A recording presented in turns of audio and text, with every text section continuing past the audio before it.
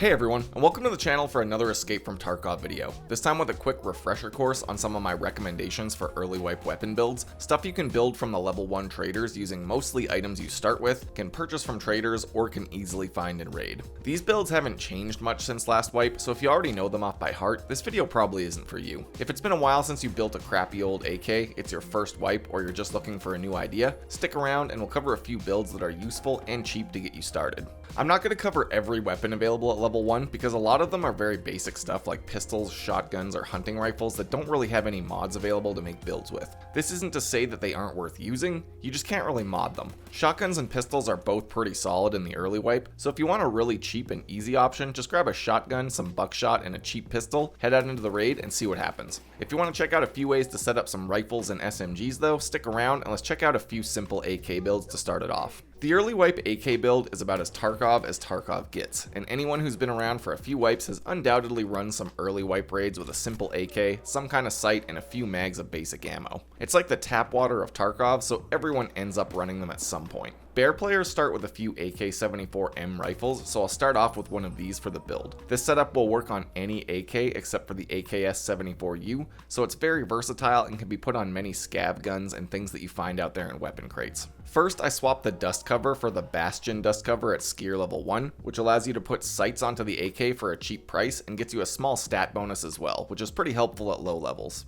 Next, you have two cheap and easy sights available at level 1. First is the Cobra reflex sight from Jaeger level 1, which has kind of a small sight picture but a very clear dot that's pretty useful for CQB. Your other option is going to be the Walther MRS reflex sight from Skier, which has a much bigger sight picture and some nice reticles, but it suffers a little bit from reticle sway when you're moving around. There are more options for red dot sights at Peacekeeper, but they're pretty expensive for a low level player, and I'll just recommend these two. Next up, you can swap out the handguard and gas tube for the Ultimac M1B railed gas tube, which gets you a recoil bonus and a rail to add a flashlight. On this rail, the only light that you can add is the Surefire XC1 flashlight from Mechanic, which sits just under your red dot sight. There's another way to set up this handguard with the AK100 polymer handguard and a foregrip and then a flashlight, but this gets the same stats as that setup, but costs significantly less because you don't have to buy the foregrip.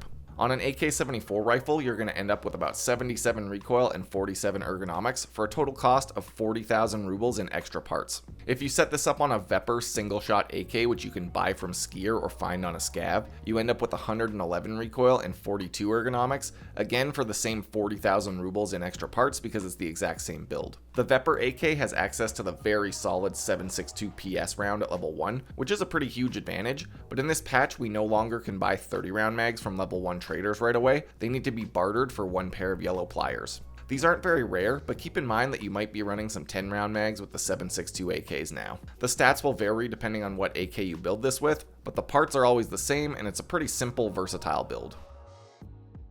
Next up, for the USEC players out there who start the game with a few M4s, you do have a few options for mods at level 1. It's kind of limited, but you're not totally out of luck. In this wipe, the M4 base stats have also been buffed kind of significantly, so from what I've heard, it's a lot easier to control the recoil, and overall a lot more useful. So you don't need to feel compelled to save these M4s until you have better mods later on. First up, you're going to want to swap out the front sight for the MK12 low profile gas block, which lets you add red dot sights and see properly, plus gives you a little stat bonus. Next, you want to buy the KAC RIS railed handguard from Peacekeeper, which gives you some bonus stats and rails to add attachments.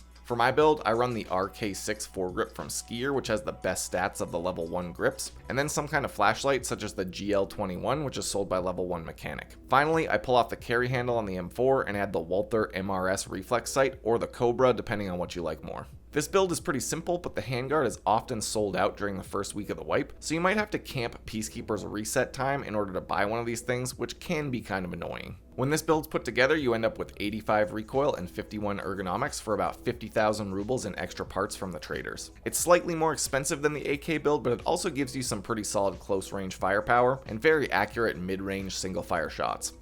The other 5.56 build you might be looking at for early wipe is the ADAR, which can be modded very similarly to the M4, but in my opinion, it's best to keep this one really simple because you're locked to semi-auto, so you don't really need huge recoil bonuses. Whether you find one on a scav, a weapon crate, or buy one from Skier, the first change is going to be just like the M4, swapping over to the low profile gas block so you can add a sight. Once again, I'm just going for the Walther MRS sight on the ADAR just to keep it simple and pretty cheap. Another interesting option is to buy the Pylad 4x scope from Jaeger level 1 and the 25mm mount rings to try and turn this thing into sort of a bastardized DMR build. It does technically work, and it can sort of give you an advantage in those long range fights where some people sometimes struggle to shoot back at you with their iron sights or their red dots. However, this scope is very awkward to use and has a small FOV, so I would recommend trying this out offline for a raid or two before you actually try and fight other players with it. Next up is a build that I think you either love or you hate, the VPO 215. It's basically just a hunting rifle with a built-in scope mount, and it's dirt cheap to set this up, but you don't really have access to any good ammo. That being said, it's cheap, people don't pick it up, and it comes back through insurance, and many people honestly love this thing as their rat rifle of choice. Really, all you need to do for this build is add the UTG 25mm mount rings and the Pylad 4x scope, and it's done. The whole thing can be purchased from Jaeger for less than 40,000 rubles all in, and paired with a cheap pistol, you have a pretty versatile loadout. Full disclosure, I don't like this build, but your mileage may vary. For my money, I'd honestly rather buy the OP SKS hunting version from Jaeger level 1, and then add the PSO scope from proper level 1, which gives you a way better 4x scope than the Pylad, and access to better ammo because you can use the 7.62 PS. You can also buy 20 round mags from Peacekeeper level 1 now for the SKS, so honestly, this can kind of work better than the VPO. It gives you semi-auto for close range fights, and it's a little bit more accurate out to medium distances. Next up, we've got the simple builds for the two starter SMGs, the PP19 for the Bear players and the MP5 for the USEC. The PP19 is just a 9mm AK essentially, so it's cheap and simple to build, and until people get better armor, it's also pretty effective early on. For a very simple build, you can just throw a dovetail Cobra sight onto the PP19 and call it a day. However, there's also a way to get a flashlight or a laser onto this thing early on. You'll need to buy the AK-100 polymer handguard from proper level 1, which has some rails on it. Personally, I don't like to spend the extra cash to add a foregrip because you don't gain much for it. Instead, I'll add the 25mm mount rings from Skier and the Ultrafire flashlight, the cheapest one available, which is also from Skier. This setup gets you a 45 recoil SMG for only 25,000 rubles worth of extra parts, so it's nice and cheap, and it's a good way to make use of your starter SMG as a bear. Finally, the MP5 is really simple to get set up with a sight, but because there's so many USEC players compared to bears, the parts can easily be sold out and unavailable early game, which makes this one kind of annoying sometimes. All you need is to get the MFI HK mount from Peacekeeper level 1, and then slap the Walther MRS sight up on that rail, and now you have a pretty simple modded MP5. This is all you can do with the MP5 early on though, so you won't be able to get a flashlight or anything else on there until level 2 traders. That basically covers it from my look at some of the early wipe builds that I like to run.